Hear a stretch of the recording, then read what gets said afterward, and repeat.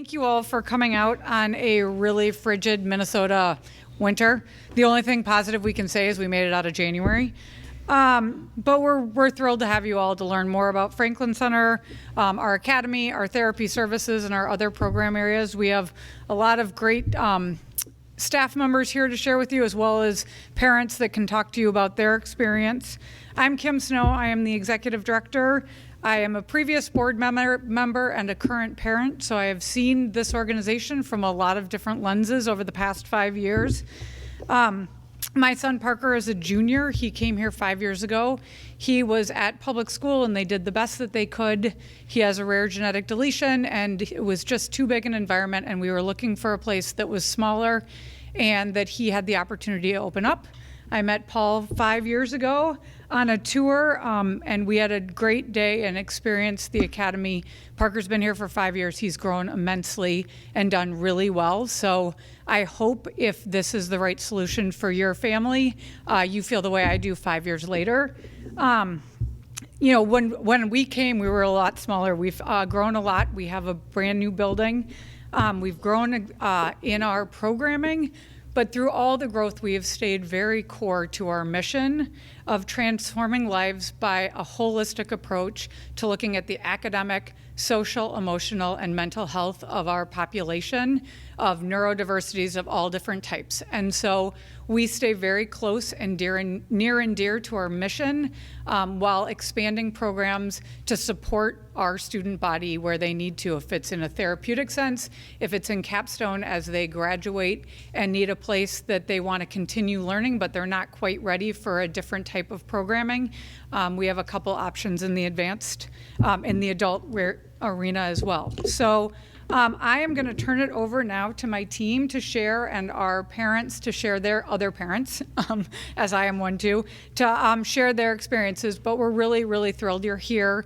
Hope we can answer your questions. We'll talk a little, but we really want to hear what you guys are thinking about, what sort of going in your mind as you were signing up to be here tonight. And you've got a lot of great people that can help answer questions, so ask away. With that, Paul.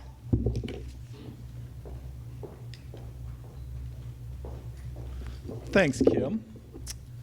As Kim said, welcome everyone. It's really a pleasure to have each of you here tonight. For those of you who have not met me either on a tour or through communicating via email or phone, my name is Paul Glodemans and I'm in charge of admissions here at Franklin Center. We're excited, as Kim said, to share about our school and organization with you, as well as answer any of your questions, and we'll do that after the panel discussion. So some of you may not be aware, but our school has been around for almost 20 years. The Whole Learning School, as it was called back in 2003, was started by a group of parents with neurodiverse children. In that first year, there were 5 kids in the whole school. Fast forward 20 years, and we're close to 95 kids, K through 12. So we've definitely grown in 20 years. Just for your reference, this new facility can accommodate about 125 to 120 students. So we have a little room for growth. As you can see from this timeline here, after our start in 2003, we've added a lot of different services and departments to be much more holistic. And prior to this school year, we were able to move into this very wonderful facility. Through our 20 years, we've always leased facilities, but through some very gracious donors have been able to renovate this amazing facility for our students and families. So we're very, very fortunate to those donors that contributed to make this happen.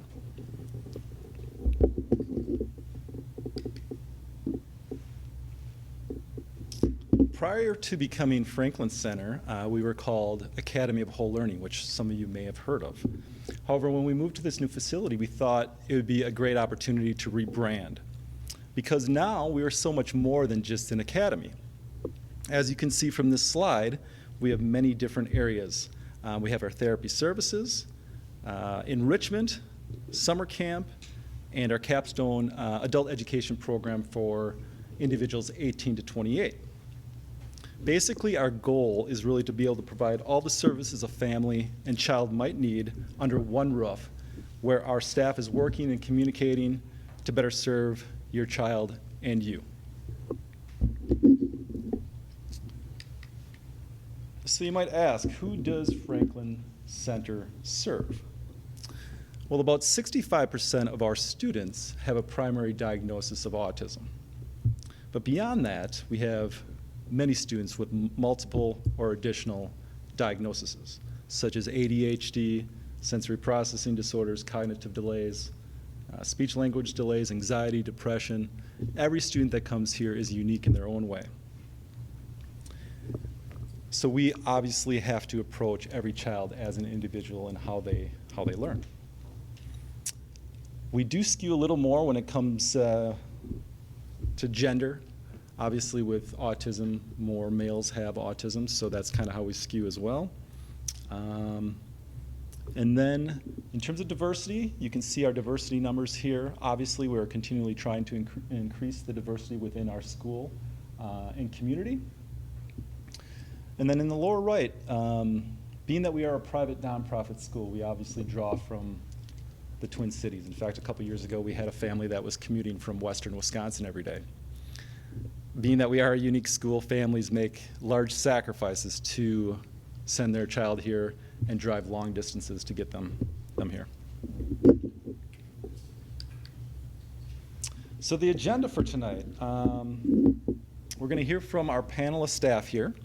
We have Kim Strandemo, our principal, Kay Dreschler, our curriculum and instruction manager, Katie Thermosgard, our director of therapy services, and Amber Trapp, who's our enrichment program manager. You'll hear from each of them.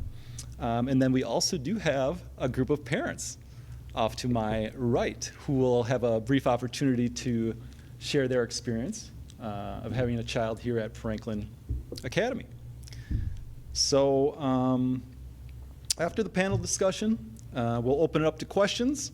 If you do have a question, and if you're an introvert like I am and don't want to ask the question in front of the group, you can use that card. If you don't have a pen, we can get you a pen, and I can grab those cards before the Q&A session, and I can read it for you, or I can bring the microphone around.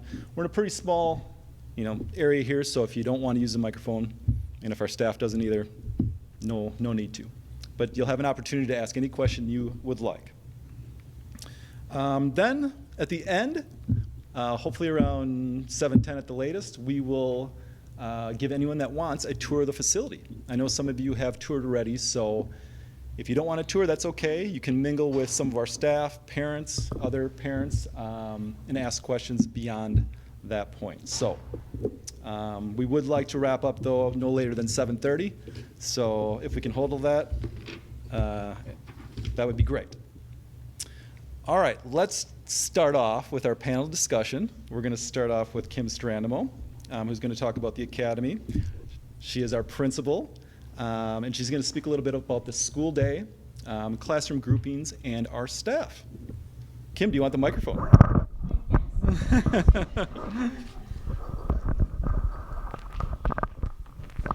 Well, thank you all for coming. It's great to see all these new faces interested in our building and what we do here.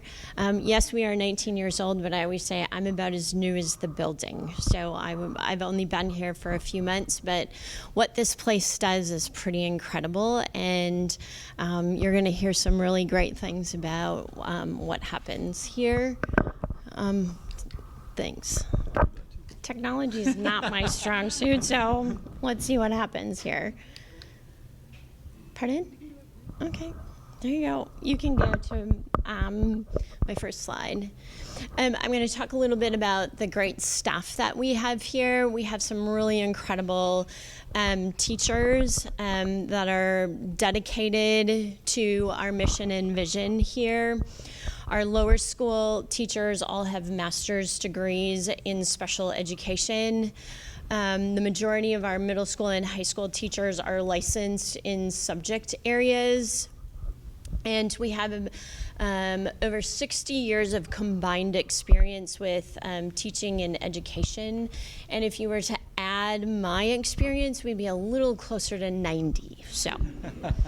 We've educated over 300 students so far. So, our class sizes, you will notice we have a lower school, a middle school, and a high school. And lower school is roughly ages kindergarten through 6th grade. Middle school is somewhere between 5th grade and 9th grade. In high school, we have 8th graders through 12th graders. You'll notice that what we do here is really catered to what your student needs. And so we don't have grade levels. We just put them into classrooms that best suit them. Currently, we have a mini haha classroom that we just added this year, where we have 6 students and 7 adults in the classroom because they all need one-to-one services. The other 2 classrooms in lower school are anywhere between 1st grade and 6th grade. We have a class ratio anywhere between 6 kids to 8 kids in a classroom. And we're pretty excited because we are adding a service dog to that mix next week. So, in middle school, we currently have 3 classrooms with no more than 10 kids in a classroom, and each one of them has a behavior therapist that is in with those kids and teachers for most of that day. In high school, we do currently have some 8th graders that we felt were better suited for high school. We even have a middle school student that we've identified this week that next week we'll be starting to take some exploratory classes in high school because it's a better fit for them. So again, we're very in tune with where your child is at, and we try and make the best decisions for what they need. We have a PE teacher, we have an art teacher, and we have a Spanish teacher. We have 6 content teachers and BTs also helping in the high school. Again, we try and keep those class sizes to between 10 and 12 kids per class. And this past year, we added CTE classes and helping with choices in exploratory, such as animal care, culinary science, which has been a huge hit, and carpentry and graphic design.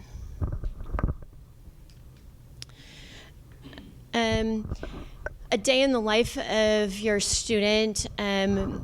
Lunch, we don't have a school lunch program, so all students bring their own lunch.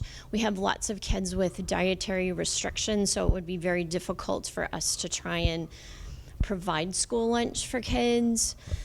Again, like Paul said, we have people that come from all over, and so we don't have busing here, so you would have to provide your own transportation, but we do have some families that will carpool, so if that's something that you're interested in, we'll try and connect you with other parents that may live around your neighborhood. We start at about 8 o'clock every day and dismissals at 3:10. As you notice, we have 2 different entrances. We do have something called a drive line where you come and pick up, and we have this new system. It's kind of a fun one for us at dismissal time now because our record to get 90 kids out of the building is about 9 minutes and 42 seconds. So safety, of course, is our number one concern. So it's not like, but it's just been kind of a fun thing at the end of the day. Also, as part of school is we do lots of movement breaks. So in the morning, all kids have the option to go into the gym to get those wiggles out. We call it Motivate. The PE teacher and classes go, and for about 15 minutes at the start of the day, they go in and move. Of course, everyone has the option to have a PE class. Lower school and middle school, it's for 30 minutes scheduled each day. We also have outdoor gym, which is connected to their lunch period. So there's lots of movement that happens. And they do recharges in the classroom where teachers halfway through, let's say, a high school period, they'll stop what they're doing and do a recharge, walk around the building because it's too cold right now to go outside. So sometimes the gym is an option. We do laps around the building. Stairs are great to help with that. And then wind time happens in middle school and high school, and that is a period of time for kids with what they need. It could be relaxation, it could be homework that they need to get done. It's just whatever your kid needs is what they will do for that part of the day. So now I'm going to pass this on to Cade, and they'll talk about curriculum and instruction. Many things. I'm Cade Dreschler. I have been with Franklin for almost 7 years. I spent the first 6 years teaching, and then in the fall moved into the role of manager of curriculum and instruction. You'll notice that I also have teacher on there tonight. Excuse me, because I am currently teaching in middle school as well, which is where I had taught for the previous 3 years. So, first up, I wanted to give you a bit of information about our academic assessments. They work a little differently than some other schools. We use them differently. We use them mostly to determine students' present levels. Excuse me. It's really important to us here, instruction-wise, to be teaching where the students are at, and so we figure out where they're at, what they already know, what they need to know. And then we also use our assessments to measure their own personal growth. So while looking at, grade level equivalents and percentile data can be helpful, what we care more about is that they're learning and that they are showing us that they're learning. Excuse me. We also identify strengths and areas for growth, and then we use that to guide our instructional planning. We try to be really strengths-based with the way that we give instruction, and so understanding what students are excelling at can help us do that as well. We also, for language arts and math, K through 12, do something called rotations, and I have a couple slides that will hopefully make this more concrete to you about what that looks like. And when you can implement rotations in other classes as needed as well. But basically it allows us to do small group instruction. So again, we're targeting more explicitly what the students need to be learning. And for the students themselves, it gives them that structure that can reduce a lot of anxiety. And it's consistent, it's predictable. This time of year you walk into a classroom and the kids could almost run it themselves because we've been doing it since September. They know the drill, they know the routine.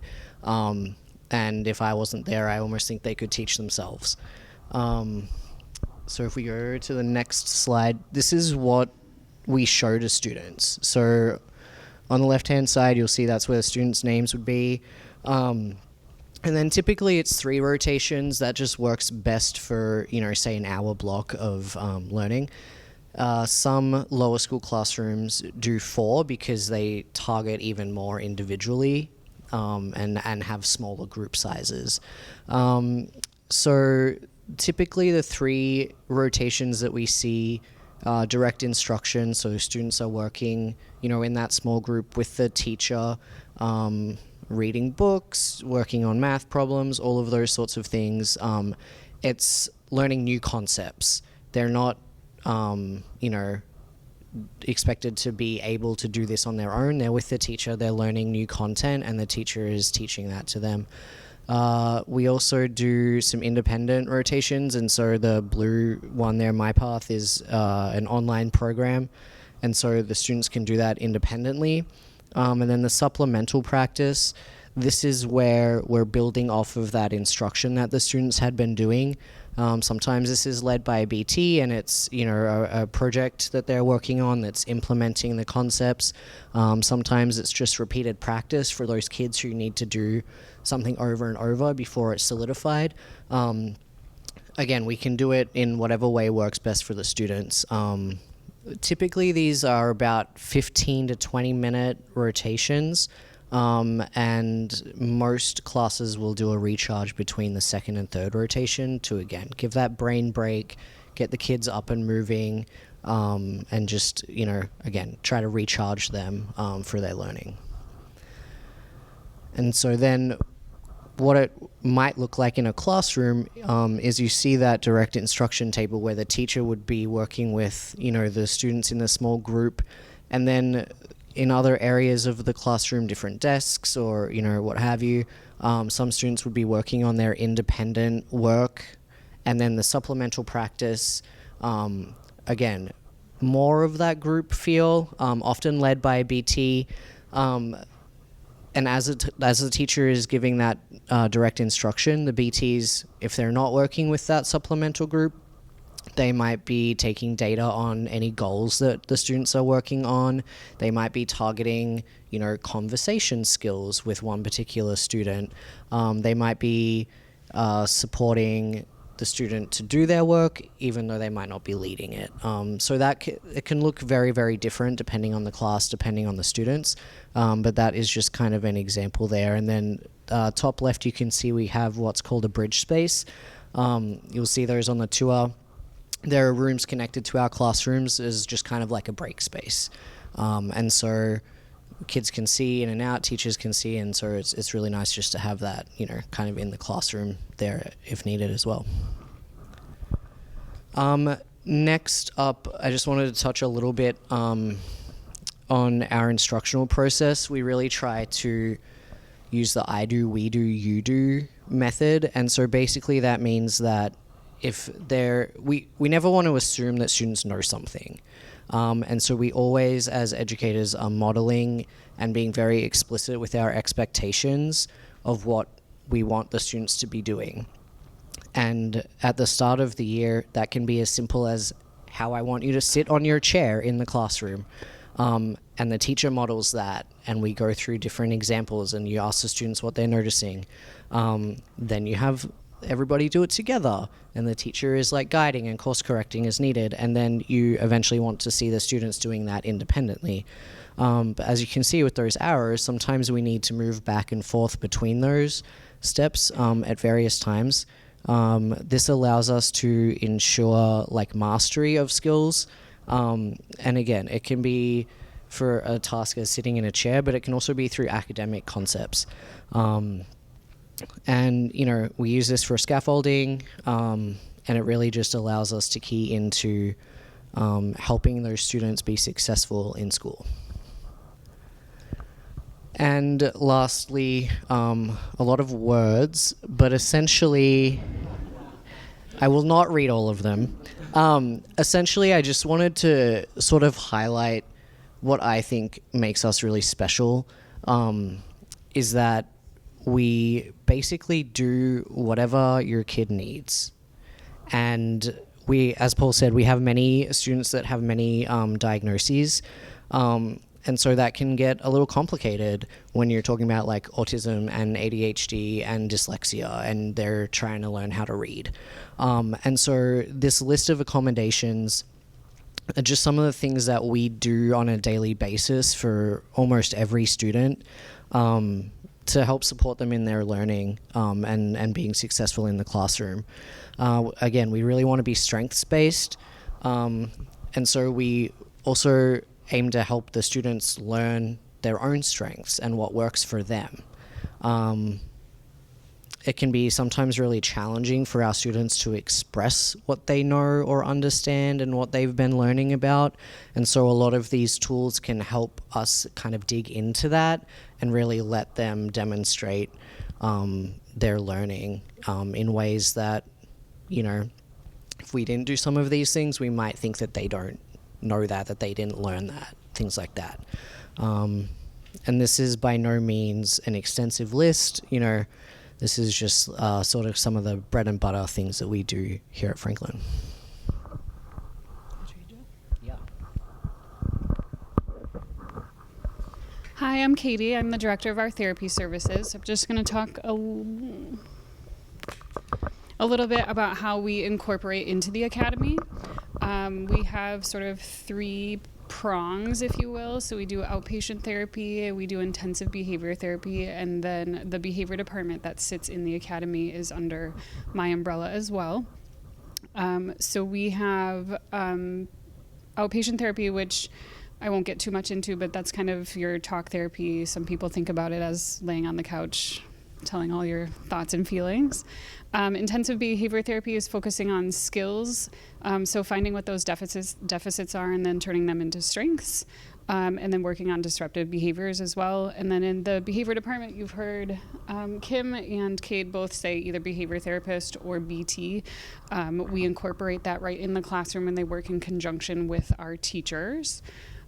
So there are a lot of different ways that can be incorporated for your student within the school day, or after. So with the outpatient therapy, they can meet before or after school or be pulled from class so that you're not driving after school to go talk to their therapist. And we work with families to make sure they're not pulled from class. Like if you don't want them pulled from math, we won't pull them from math. We'll pull them from lunch or something that feels less intrusive. And then our intensive behavior program, there's sort of 3 ways that we incorporate into the classroom. The first is a little bit more therapy focused, and we are then helping them fade into the classroom. So what that might look like is one-on-one with your therapist outside of the classroom, and then little by little helping them get into the classroom. So it might look like, the core 4 science and math and reading are really hard for them, so we don't throw them into that right away, and we help incorporate that into their day. The middle avenue there is that they're in the classroom full-time, but they also have a full-time therapist. So you heard Kim say that Minnehaha classroom has 6 students in there, but 7 staff, so they all have their one-on-one staff, and then the teacher is in there. And then the last avenue there is for fading out of the classroom. So less hours, they're in the classroom all day, but they might need support a little bit for those skill deficits that we're working on, helping them be more successful in the classroom. Next slide is just showing a percentage of our current student body and what they're enrolled in. So what I would like to highlight in this slide is that in the lower school, it's the highest majority of who gets our intensive behavior services. We see more behavioral needs the younger your student is. And then going into the next slide is about the outpatient therapy, and what to highlight there is then the high school is where the majority of the needs are for more of the mental health needs. So you sort of see that behavioral and mental health shift as they get older. That's it for me. I'm quick. All right. I am Amber Trapp. I'm the Enrichment Program Manager. And I like to say that I am the bookend of the day. So I am responsible for the start of the day and then the end of a large majority of our students' day. And in doing that, we try as much as possible to find engaging and enriching activities that they will continue to foster and build on those same goals and social skills that they're working on during the school day at the end of the day. And what those look like, there's 3 different things during the school day. There is Owl's Nest, which is our before and after school program. All of these are entirely optional things for you. It goes from 7 to 8:10 in the morning, so before, and then it goes from 3:10 till 5 o'clock in the afternoon. And again, we try to make those as engaging as possible. We serve every single student who is here. If they want to attend Owl's Nest, they can. So what we have tried to do is create that structure as well. And so we have different activities on different days. So we typically have Maker Monday on Mondays. And then Teamwork Tuesdays. So we've done things like scavenger hunts or virtual escape rooms. We do writing or workout Wednesdays. So again, as people have been talking about needing movement breaks, we've incorporated those as well at the end of the day. Most students at the end of the day want to be able to relax. So that's kind of looking and finding ways to, again, meet your student where they're at. Technology Thursdays, which is a huge hit. And then Free for All Fridays. So, and then the other things that we offer is after school clubs. Again, trying to meet your students where they're at and create a sense of community. So we have partnered with We Can Ride, which is an equestrian horse camp.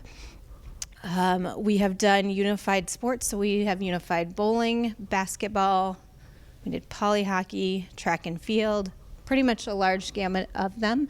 And what unified means is we actually have partnered with Breck School to come as well, so their students participate, and then we have a Special Olympics tournament, and so we represent both our school and Breck School together. It's a great way for students to be able to socially interact and kind of figure out what is traditionally normal, I would say, and what is a way that they can work on those social skills at the same time. And then the other thing that we offer during the school year is activity days. So that is any time that school is not in session. Those are structured activities as well. And again, range from, I don't know, we have anything from Sea Life Aquarium to like REM 5, kind of the gamut you can think of. We've had science for scientists come and provide different enriching and educational opportunities. Those last the same as a typical school day, so it's structured the same. They have lunch the same time. It's very much keeping that routine the same, even though they are not in school at that time. And then the other thing that I get to do when we are not in school is do Camp Franklin. So for those of you who are wondering if your student is a great fit for Franklin Academy, Camp Franklin is a great place to start. We end up reviewing all of the applications and seeing if we think that they would be a fit. We then, I'm guessing most of the time, have already ended up having a tour from Paul and kind of seen the building. But then we structure those activities to be of interest to your students as well. And those range kind of the gamut as well. There is glitter and slime. There is We Can Ride is happening again. So there's a large variety. There also is educational camps for K through 5 that are structured just like a regular school day. Same thing, Parliament is for any grades 6 through 12. And then our application process for summer camp or for Camp Franklin will be starting in March. And you'll end up seeing all of the offerings for camps and all that on our website. And I think this is just, yeah, these are just the general examples. So we have a sports camp that's based off of Dude Perfect Sports, kind of a gamut of different opportunities.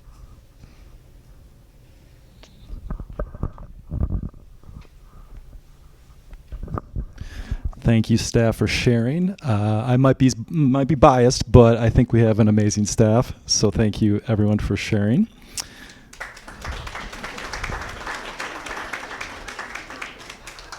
A lot of red faces up here.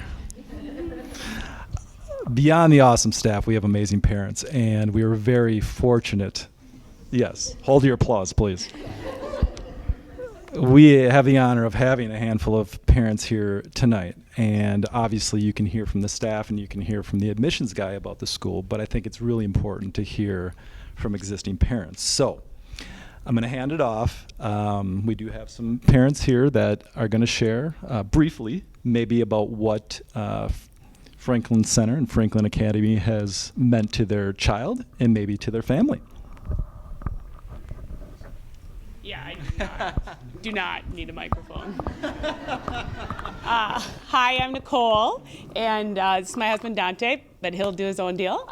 We have a kiddo, his name is Nolan, and he's in 2nd grade, so he's in the lower school. And what I'm gonna actually do, there's one thing about something that each of them said that I was like, oh, I was sort of thinking about that when we were evaluating whether or not to come here. So transportation, right? I was sharing this earlier, but our public school was perfectly fine. It's 2 minutes from our house, literally, we could walk there.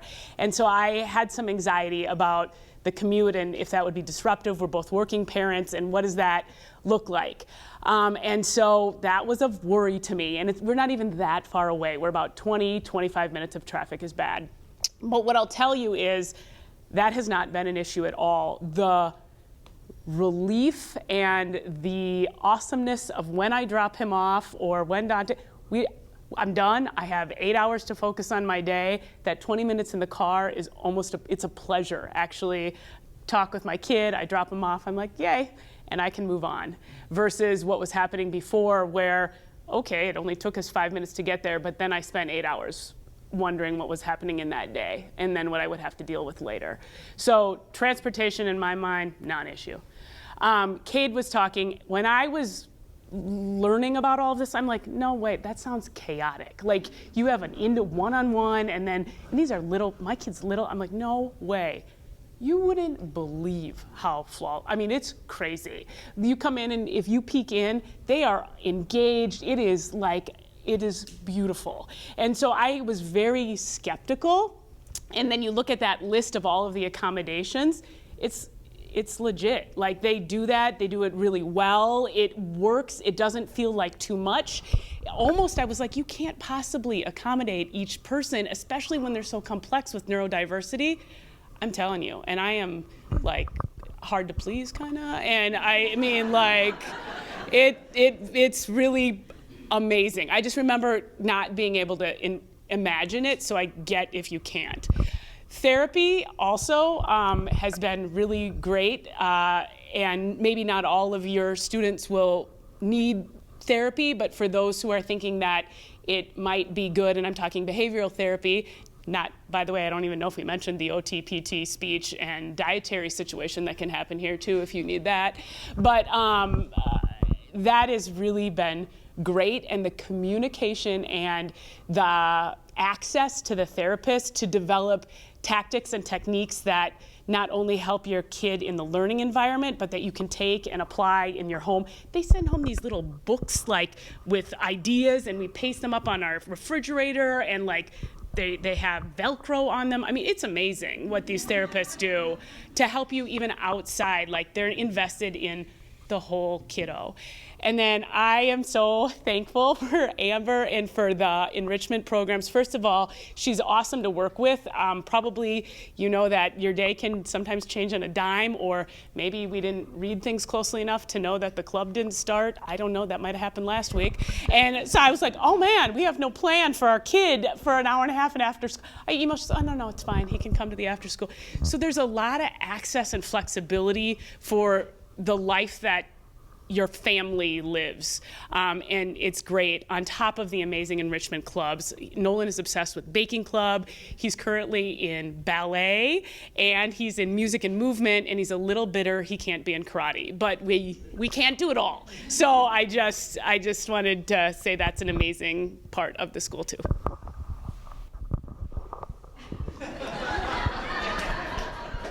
I'm kidding. I'm Dante. I'm Nolan's dad. I'll be quick. Really, off the cuff, what I really enjoyed, what I saw up there, was the community. Like, I'm so happy to see everyone here. I wasn't expecting this many people at all. And I love it, because what we realized taking our little guy out of public school was that community that public school has. You're just kind of with everyone in your neighborhood. Well, our little guy doesn't go to school with everyone, but we realize that these are all our friends. And so when we put everyone together, it's amazing. Our kid actually has friends. They're just friends that are in his classroom, and it's up to us to bring them all together. So doing some of the after-school program, or some of the birthday parties, or we did sledding, right? The sledding thing was amazing. So there's actually activities. So if anyone that's worried about like not being around their neighbors or their friends, or you're driving around, you actually do have a community of people here. We actually do have parents that get together, right? We have a dinner party coming up soon. And so that's what made it be a lot more comfortable, was really the parents getting together and us talking, and then our kids are fine. Actually, kids are totally fine. It's just us. So I appreciate you all coming. Hopefully we'll all be friends someday soon.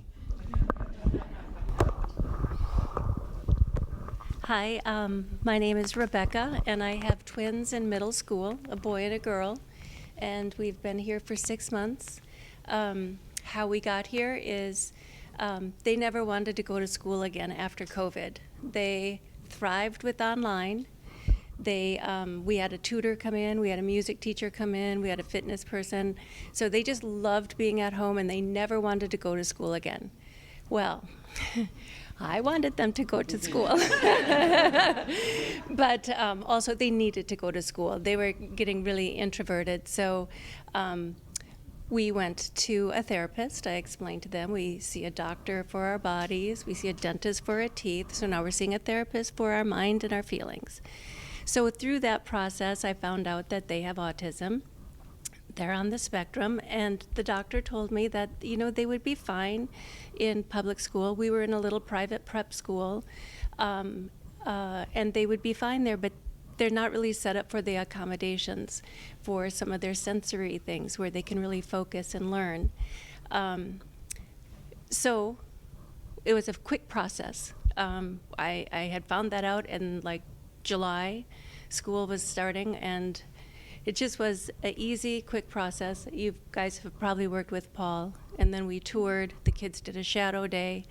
From never wanting to go to school again to my daughter saying, that was the best day at school in my whole life, her whole 12 years.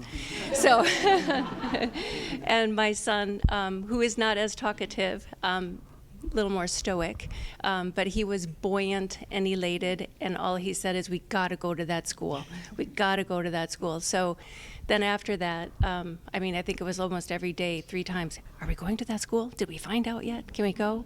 You know, so now they go, and the one thing that I'll say academically, they used to have a defeated and a deflated attitude.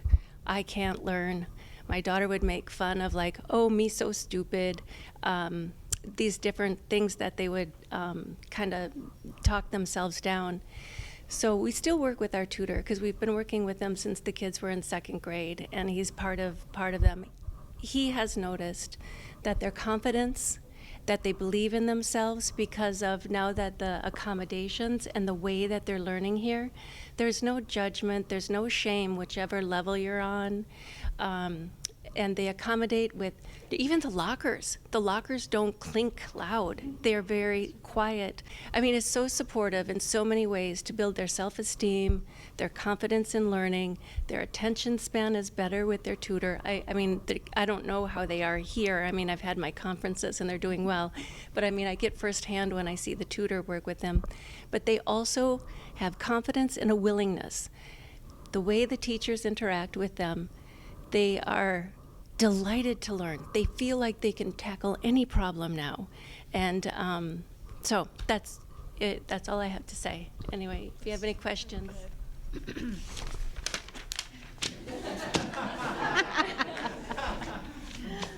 Oh, wait, I need my readers.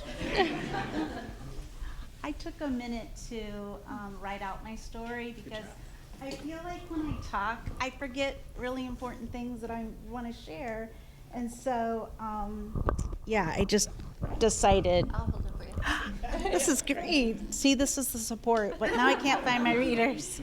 But I'll start because I already know basically what it says, and then I'll find them. My daughter has attended Franklin Academy for 4 years. She was diagnosed with autism. Here, I have some readers. Oh, I got it. Okay. Thank you. She was diagnosed with autism spectrum disorder and anxiety during middle school. After struggling with our public school system to meet her needs, we started researching and looking for better options. We quickly learned that a worried parent is more research than the FBI. I want to get that on a shirt or something. We toured Franklin Academy twice and realized that this school would not only meet her education needs, but her mental health needs as well. We were still a bit unsure if our daughter would be able to stay the full day without being overwhelmed or too anxious. On the first day of school, I expected a phone call from school asking me to come and pick up my anxious child. But the call never came. And from that first day of 7th grade, she has enjoyed coming to school and is upset if there's a snow day or any day that she's not in school, weekends. So this is the same child that would get sick on the way to school, refuse to get out of the car, could not walk down the hallway because there's too many kids, not to mention navigating, switching classrooms and teachers or subject areas. The stress we were all feeling started to lighten up each day after starting Franklin Academy. Today, when we look at our 16-year-old daughter, we see a happy, social, confident person who has grown in so many ways. We're thankful each and every day for the support she has received from Franklin Academy and also Franklin Therapy. Meeting once a week with her therapist during school has helped her manage her anxiety and her mental health. In closing, I'd like to share what I call the hidden gem at Franklin Center. Not only will your child find a place to grow and thrive, you will find a place where parents understand where you've been or what you're going through, a place where you don't have to explain your child's neurodiversities, a place where you will connect with other parents and grow friendships that have been so hard to develop with parents of neurotypical children. Franklin Center has been a blessing for our entire family, and we're thankful for the hope it has given us. Please reach out with any questions you may have or just a chat. I would love to get to know you and hear your story. The end. Hey everyone, Alan Shalene, this is my wife Leah. We have an amazing kiddo. He's 16, he's gonna be sick. No, he's 16. He's gonna be 17. We have been at the Academy of Whole Learning / Franklin Center now for 2 years. This is our second year here. It's truly been amazing. One of the things that was not touched on earlier is part of the exception process, enrollment process, if you will, that I remember going through that just sticks in my mind was when we had done the tour with Paul. We had gone through all the paperwork and we had done it. We had applied. And we're still trying to figure out if this is the right place. We had a really good feeling about it. One of the things that they do is they'll do an on-site day where they'll bring the student in for a day to just spend a day with other students and shadow day, right? Bodie, I remember, was a little nervous about it. He wasn't sure. He liked the idea of going to a different school. But he was understandably very nervous about it. He came in, we dropped him off, we went through a little tour with him, walked him in, and we left. And not really sure what to expect from the day. We picked him up after being in the building for 6 hours, 5 hours, and he had written out this list of all the things that he did that day. This is something he has never done. Like it was so clear that he was paying so close attention to everything that was going on and all the things that he was going to enjoy doing. He was over the moon about this new environment that he was potentially going to be in. And so, I mean, it really just clinched it for us. It was just amazing to see him in that space. Just a little bit of a background. He was diagnosed in 2010 with autism. He was 4 years old, and he went through day services, fairly intense day services with Fraser, which was a wonderful place to start. They had dismissed him, saying, or discharged him, saying, "I think he's going to be best served modeling typical peers in a public school setting," which is the choice we made. And for most of that time, it was absolutely the right decision. For a lot of the growth that he needed at that time, it was what it worked for us. It worked for him. But once we got to the high school level, it was pretty clear, especially moving into a very largely populated high school, it was going to be. We were very afraid he was going to get lost. Both literally and academically.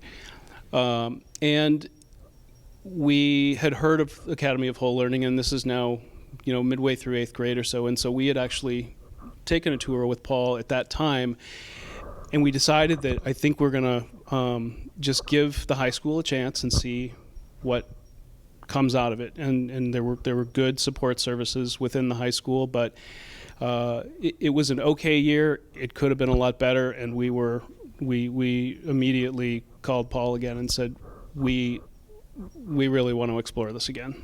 And so it's really been an amazing journey for him to see him. I heard many of these other parents talk about how filled with joy their kiddo is when they pick them up from school or drop them off. That Bodie is just so enthusiastic about going to school every day, which is a far cry from where he was. And so we're extraordinarily pleased with the experience we've had. I'll let you add to any of the things I missed. I just wanted to comment. I think, Kim, you were talking about the 9.5 minute line. So I was thinking there's two, if you really want to understand the vibe of this place, you should come for that after school. One, because you get to see how efficient the line is. It is it's amazing. But more importantly, to see how happy the kids are when they walk out of school. I enjoy being in the line because I enjoy watching everyone else's kids come out of school with these elated faces. I mean, my kid has a bad day. I don't mean to paint this picture where everybody comes out and it's, it isn't, every day it's not perfect, but generally speaking, the joy that I see in these kids' faces about wanting to tell their families about their day, it's just really different than I think a lot of us experienced in other settings that we've been in. For us, Alan mentioned that we had been in the Edina Public Schools, and we spent a lot of time agonizing over whether it made sense to have our kid in a public school setting where he was able to kind of observe typically developing kids, which I think as time goes on, we all know what is typical anymore, right? But versus being in a setting where he would be seen more for his differences and for his uniqueness. And I think, as Alan said, that's the decision that we arrived at, say around his 13th or 14th year. We got to a point where we realized that while, yes, he had the opportunity to be in a public school setting where he could observe typically developing kids and he could ideally maybe model those behaviors, what he was really missing is being in a place where he felt seen and he felt like he wasn't different than everybody else. He felt like he felt like an oddity. I think he didn't feel like he was a kid that had peers or was understood or celebrated for who he was. And he came home within a few days of being at Franklin, and he said, I feel like I can be myself. And I think that's kind of when we really knew he was in the right place, because he, first of all, was starting to get who he was. He wasn't just identifying how he was different from everybody else. He was identifying who he was. And he was realizing that was okay. And I guess that for me was when we really knew we were in the right place. And I think the way he's celebrated by his peers, the way he celebrates his peers, the way he resolves conflict with his peers, and that's taught by this incredible team of people who make kids that, at least our kiddo was pretty volatile, and we don't get phone calls. They work things out here. I don't know how they do it. It's magic. Sometimes I don't want to look behind that door because I can't even imagine how they make this happen, but they do. It feels peaceful. It feels calm. And in a world where nothing ever felt really peaceful, I think, or calm for us for many, many years, it's been transformative for our family. So every day is not perfect, and there are always going to be challenges with our unique kiddos, but it's been a pretty amazing experience, and we're very, very grateful. Thank you, parents, for sharing those amazing stories. I can't let you out of this, so please give them a round of applause.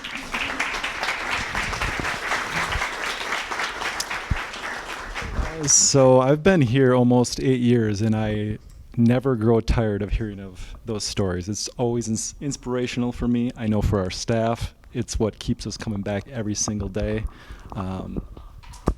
Obviously, we're here for a mission, and we enjoy what we do. So thank you for sharing those stories.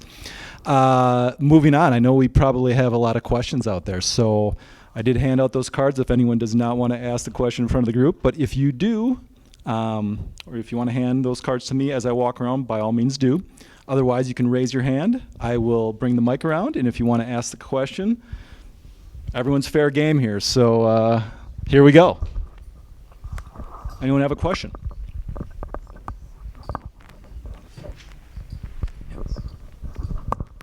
I have a question specifically about the Minnehaha program that was mentioned with the 6 students to the 7. Are there any other specifics that anyone could give as far as like age ranges of children in that group, or like level of need of children in that group, that sort of thing? Just a brief note. So Minnehaha, and as if we do a brief tour after this, we name all of our classrooms after Minnesota bodies of water. So Minnehaha, you have Chippewa River, Temperance River, all these different Minnesota, Gooseberry Falls. So, sorry, just wanted to make you guys aware all the classrooms are named after Minnesota bodies of water. Yeah, Minnehaha is our newest program in the school. Those kids have been identified as needing a one-to-one service. I don't know. It's our youngest classroom. Yeah. So it's our primary room that will filter through the lower school. So quiet. I'm a quiet person. So it's our youngest classroom. And where I talked about the fading, that program, so we will move as they move. So if they're ready to move on to the next room, which is called Wolf Creek, they will step up. And the kids in that classroom, some have full-time hours and some don't. So it's just moving at the speed that they are ready to move. So there's a section on the Franklin Center's website. I can't remember exactly how it's worded, but it's basically like, and this is kind of what we're looking for admit who's to be a successful candidate to come here. And there's, it mentioned something about the student having to be like successful in like a 1 to 4 setting. So is that kind of different then? You did mention it's a new program, so. Do you want I can talk a little bit.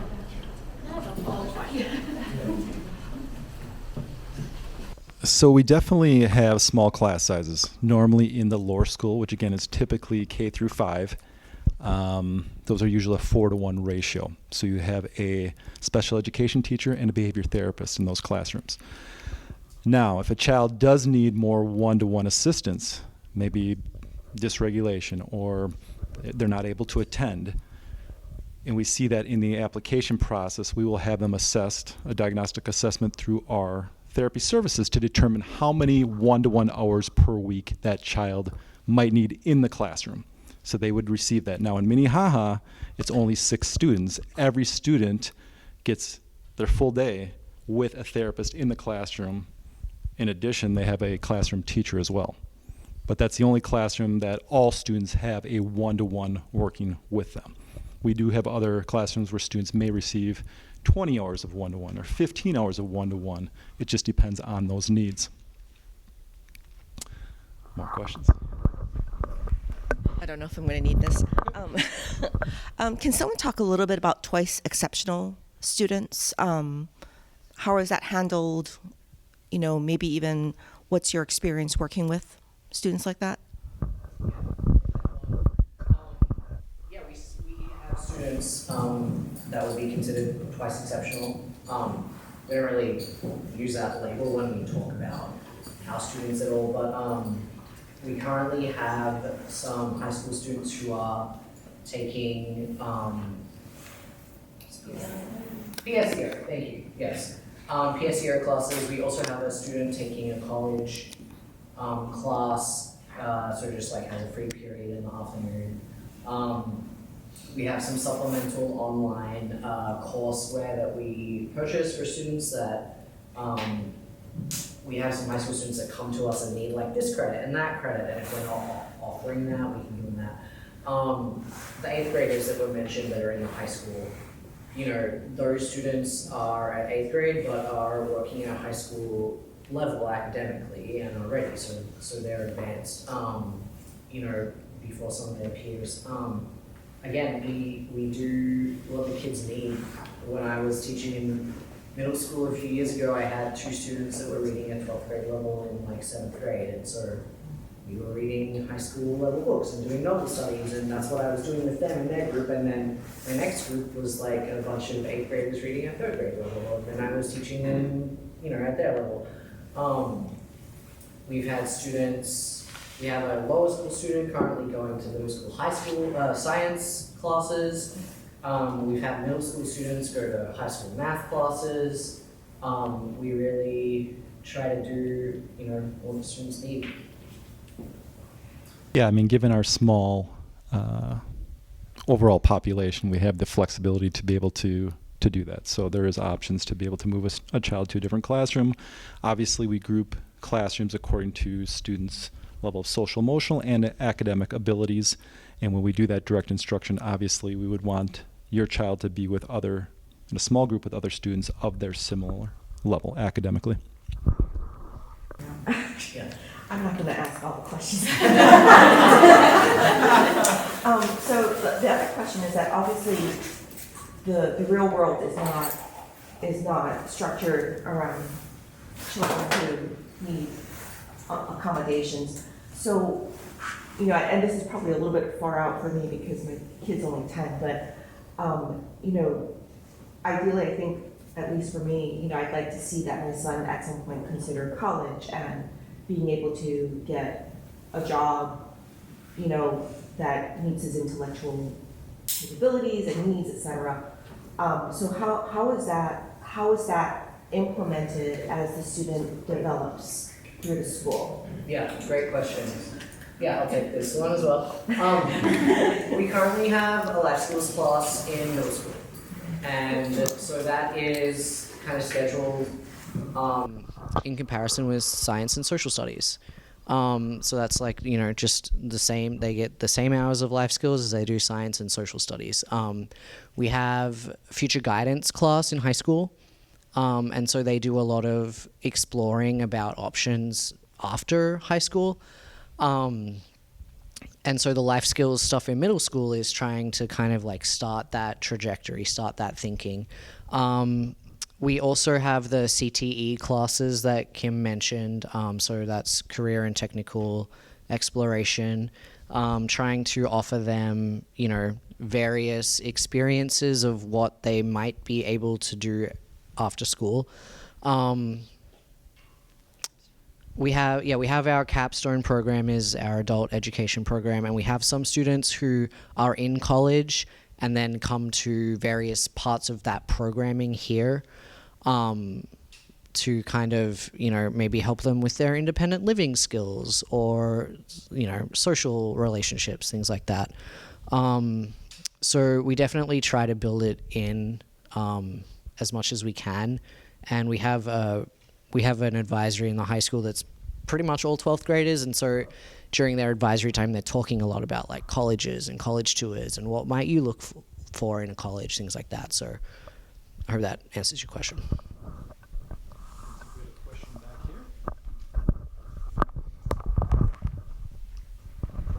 I was curious how you pair social abilities, and also it kind of goes in with as a BREC that comes to visit.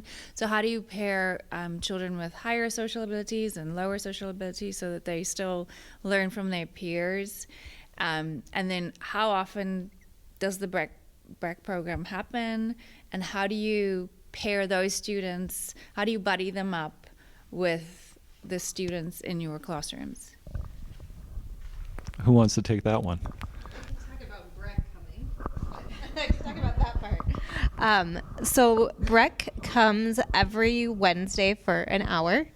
And in the first part of the hour, they are paired. They are high school students. Most of them have went through a variety of different experiences. There's at least 3 that I know of the group that comes and visits that knows a student here in some way. So they are either they're a family member essentially in some way or a close friend.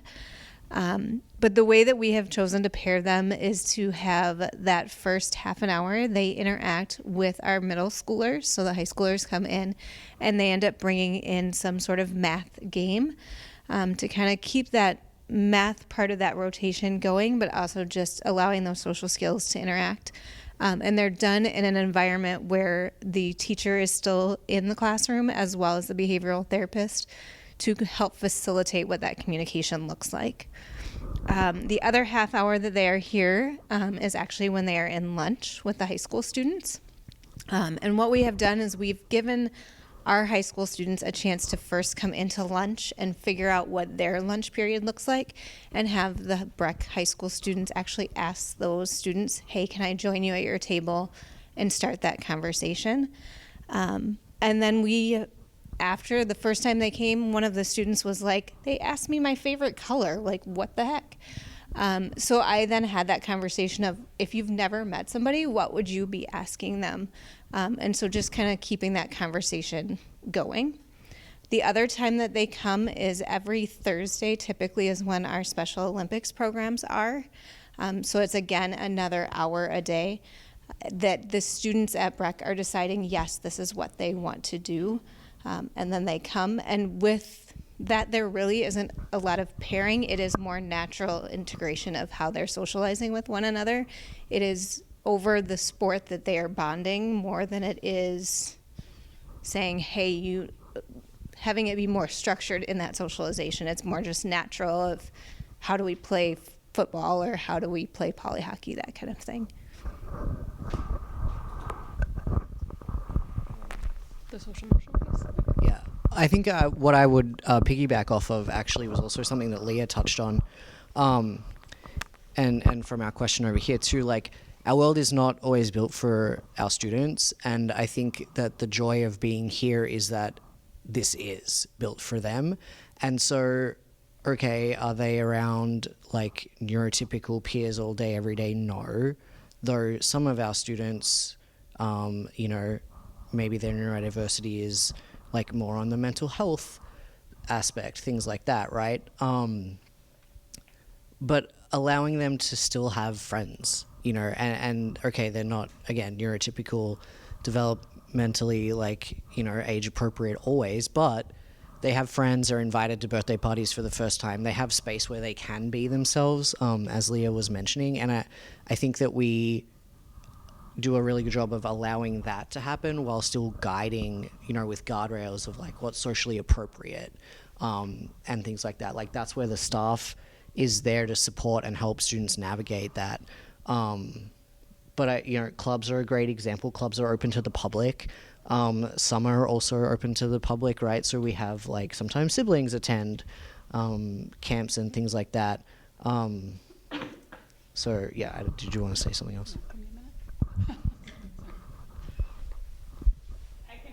Things that have been helpful for our kid who had some social difficulties, but lunch is a place where I think they are very intentional about helping kids interact, like on all different levels. They actually kind of have a little seating situation, and so they're not sitting with the same person all the time. So then there's sort of, our child is forced in a way to kind of interact and learn and adjust with the different kids, right? And I don't know because I'm not here, but there's kind of a little bit of supervision, right? And lunch is a kind of a hard time for our kid, and so he's got a little bit of push-in during that time to help facilitate it, right? And so the other thing that I think that both the therapy and the way that they educate the kids is, yeah, there's not always accommodations, but what we're noticing, Nolan, he's able to advocate for himself a bit better in a way that makes more sense in a neurotypical world. Like, hey, I think I need a break, right? Versus a series of repetitive questions. And so there's some translation there of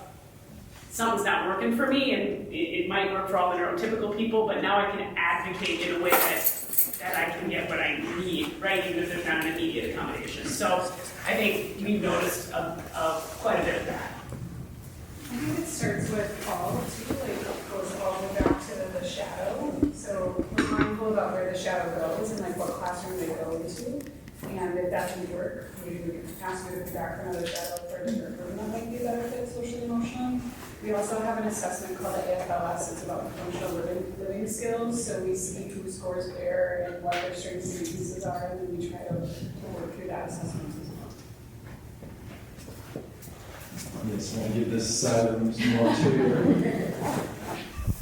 Have you had any students who use a device for communication and learning? Is that a typical thing for a completely nonverbal kiddo, a little one?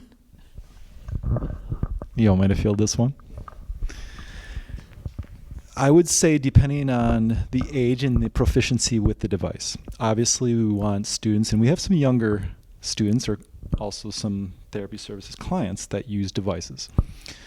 At some point, we would want them to be proficient enough to be able to communicate with their classmates and teachers. Now, if they don't have the ability to do that, it may not be a good fit for our school. But again, depending on the age of the child, can we work with them so that they can become more proficient in using that device? Correct.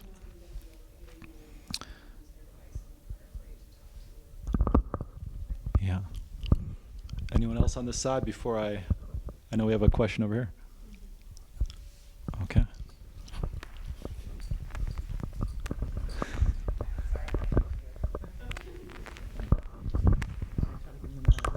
I want to spin off your question and that question because I have two questions. One, for those who are limited verbal or very shy, who are used to almost the infantilization, I have a middle schooler, how do you encourage them to speak when so many people have spoken for them and they have a tendency, especially in mainline school, to just be shy, and they have peers that might look out for them, but really no friends, which is heartbreaking when trying to figure out how to have a birthday party. So that's one. Because that would be the preface for coming here. And then two, unfortunately it happens, there's staff turnover. What's the staff turnover rate here? Because that's the hardest thing, is when they get connected with a student or with a teacher or teachers and they leave, which happens, unfortunately. Thanks. Great questions. Anyone want to field those? You know, it's funny, Kim Snow, executive director, was talking about her son Parker. I had him when he shattered. He didn't say a word the whole day. And that's okay. You know, if they can communicate without words well enough until they're comfortable, things like that, we work it through. We have an international student right now in middle school who is shy, doesn't feel very confident with English. And so we just have a visual card for that student to say, like, use your words. But, you know, again, he has figured out how to communicate, and I think the really beautiful thing about Franklin is we just want the kids to be comfortable. And typically, I mean, now you see Parker in the school, depending on who he's talking to, you can't have him stop talking. And so, you know, don't even get him started on, like, Mario. But we want them to be comfortable, and then often what we see is once they're comfortable, a lot of those things don't matter anymore. But the advocation piece, I mean, we're working with students on that in every moment that we can. Like, maybe I'm noticing they haven't started their assignment, so I go over to them and I say, like, oh, hey, what's going on? Like, is there something I can do to help? It's not like just letting them sit there and fade into the background. You know, it's like, okay, maybe you look like you might need a break. So, like, do you want to take a break? And teaching them, like, some of those things over time, we just kind of see it happen. I know with Rebecca's kiddos, you know, are a little shy, right? Starting at a new school. And same thing, like, now you would think that they've been here for 5 years. They're just, like, walking around the place like they own it because they're just so comfortable. And then, do you want to turn over? Sure. Well, we're not immune to what's happening in education right now. It just happens. But we're very aware that this is kind of the state of education. And so we have designated funding to the mental health of our teachers. So we are advocating for our teachers. We do our best to keep them here. And I think those teachers that are still here and doing that job, they feel the passion for kids and for our mission and vision. So, yeah. And we don't have substitutes, so we separate within our own walls, so kids get to know a lot of adults, which is good. And I think that, like, if you've made a connection with someone, we have a lot of behavior therapists that have like proactive check-ins with a student. There's always a plan B, so if staff is out sick or on PTO or whatever, we make sure that there's more than one person that they feel comfortable with. It's truly a team. I mean, we really do all work together. And so, yeah. One thing I was going to mention as well to that question is we do have many students that might be slower processors, and it's giving them that time to think about what they're going to say and not just answering for them. And we do. I mean, that's a way that we accommodate. We'll wait until they form what they want to say and allow them to say it. Let them speak. Yeah, we had a question over here.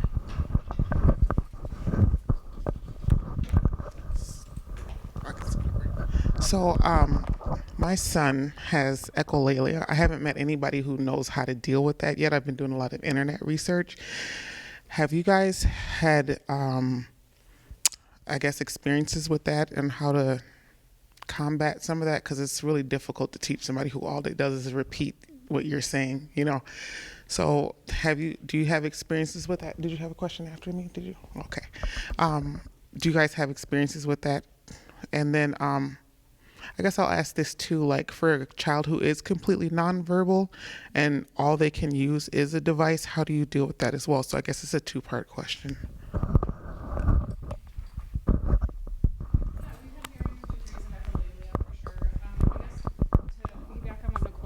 We haven't really talked about Capernaum. So we partner with a company called Capernaum Pediatrics, and they do our OT, PT, and speech. And so the best part of what's that? On-site, yes. And the best part about that is that our behavior therapists will go to the speech with them. So whatever they're learning, or OT, not typically PT because that's a little bit harder, but whatever they're learning in that space, we are also learning. So then we're able to help the child generalize. So we typically, with echolalia, we try to find the function of the purpose of why they're using it, and then work with the speech therapist to help decrease that echolalia. Yeah, it's pretty common in our population. Yeah, and then the device question. Can you remind me what it was? Just like if there is a kid that is completely like all they are able to do is use a device, what is that something that you would combat, or could combat, or is that something that would not be like? Is that a reason that a kid wouldn't be able to join the school, or because it's a communication thing? So.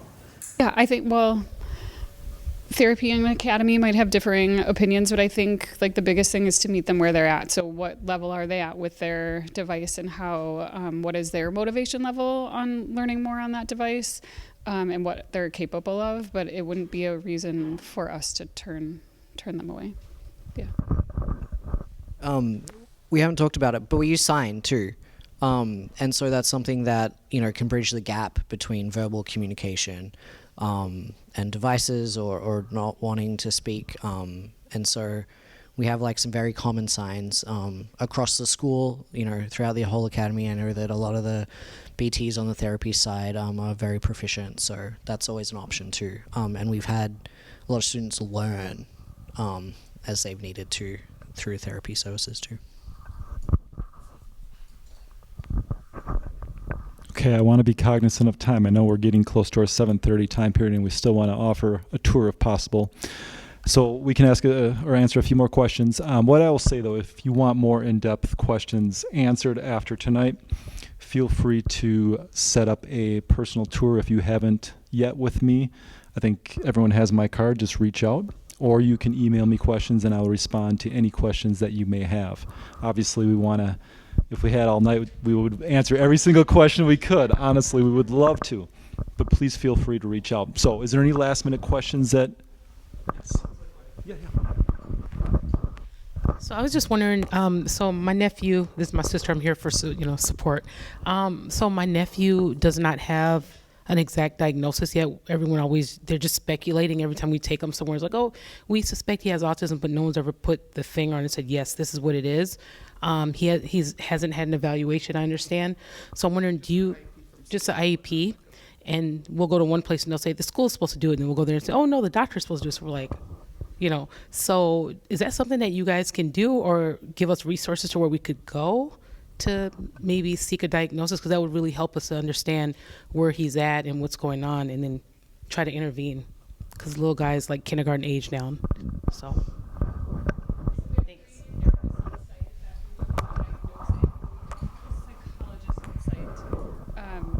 So in order to get testing, it has to be from a psychologist, because it's considered psychological testing, but we can give you a diagnosis.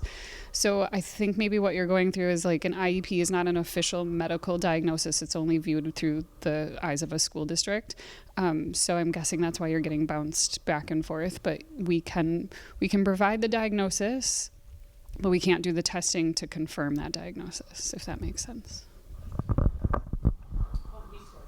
Do you have resources where we could go?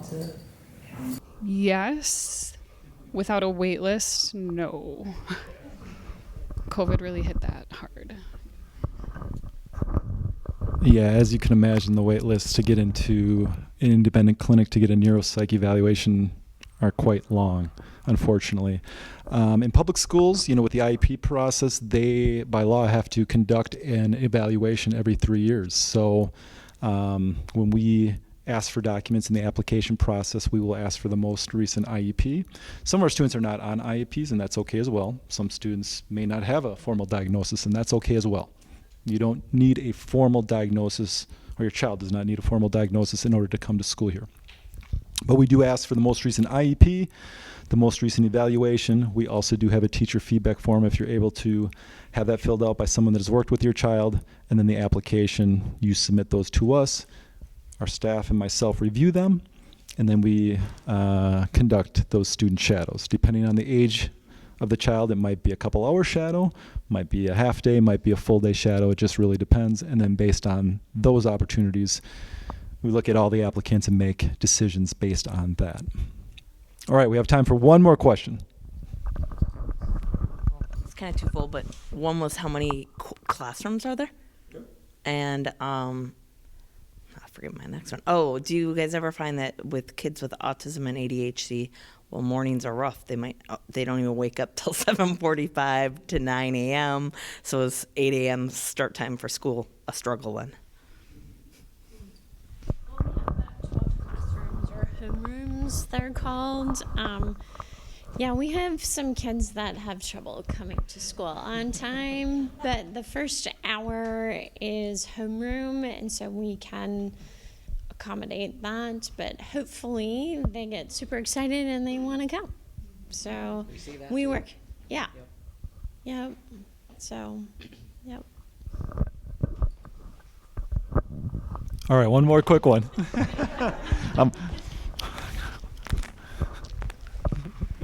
All right, this is absolutely the last one. Please feel free to reach out, though.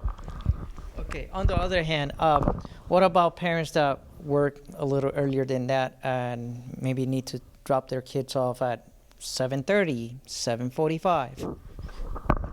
I can answer that one, although Amber probably should. We do offer before and after school programming as early as 7 a.m. After school programming, which includes clubs, as late as 5 p.m.? 5 or 5:15. So yes, if you are a working adult or you just cannot get here on time to pick your child up at the normal hours, there are opportunities for before and after school. All right. Thank you, everyone. Thank you to our staff, our amazing parents, everyone that was here. It's really amazing to see everyone here, so thank you. If you'd like to stick around, we're going to do some quick tours, or you can mingle with some staff for a little bit, ask questions. But thank you again. Please reach out with any other questions or if you'd like to set up a tour. Thank you.